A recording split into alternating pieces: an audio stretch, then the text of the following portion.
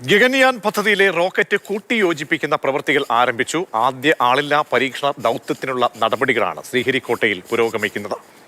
K Sreedharan ചേരുന്നുണ്ട്. ശ്രീധരൻ, നമ്മുടെ ISROയുടെ വളരെ പ്രധാനപ്പെട്ട ചുവടുവയ്പ്പിലേക്ക് ഇനി അടുത്ത ഘട്ടമെന്ന നിലയിൽ നമ്മൾ ഉറ്റുനോക്കുന്ന ഒന്നാണ് ഈ പദ്ധതി.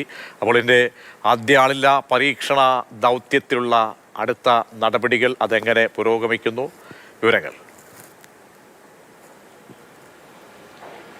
പ്രജീഷ്, ഭാരതത്തിൻ്റെ അഭിമാന പദ്ധതിയായ ഗഗൻയാനിലേക്ക് നമ്മൾ കൂടുതൽ അടുക്കുകയാണ്. അതിൻ്റെ പ്രാരംഭ നടപടികൾ, അതായത് ശരിക്കും പറഞ്ഞാൽ ഇപ്പോൾ അതിൻ്റെ ഒരു കൗണ്ട് ഡൗൺ ഔദ്യോഗികമായി നമുക്ക് തുടങ്ങിയെന്നൊക്കെ വേണമെങ്കിൽ വിശേഷിപ്പിക്കാം.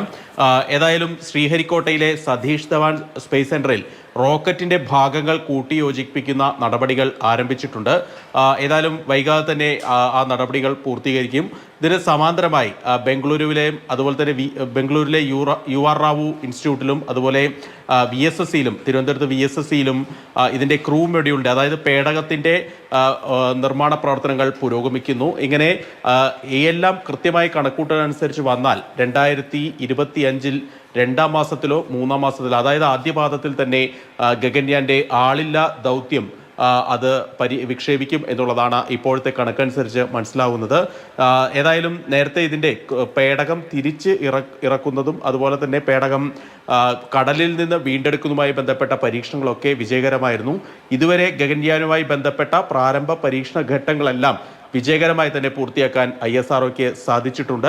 ഏതായാലും ISROയുടെ ചെയർമാൻ S സോമനാഥും VSSC ഡയറക്ടർ ഉണ്ണികൃഷ്ണൻ നായരും ഒക്കെ നേരിട്ട് തന്നെ ഇതിൻ്റെ മേൽനോട്ടം വഹിക്കുന്നുണ്ട്. പ്രത്യേകിച്ച് LMVയുമായി ബന്ധപ്പെട്ട് നേരത്തെ ഇവർ ആയിരുന്നു അതിൻ്റെ ചുമതലക്കാർ. അവർ തന്നെയാണ് ഇപ്പോൾ ഇതിന് നേരിട്ട് നേതൃത്വം നൽകുന്നത്. നിലവിലേതായാലും ഇന്ന് രാവിലെ 9 മണിയോടുകൂടിയാണ് ഇതിൻ്റെ റോക്കറ്റ് കൂട്ടിയോജിപ്പിക്കുന്ന നടപടിക്രമങ്ങൾ ആരംഭിച്ചത്.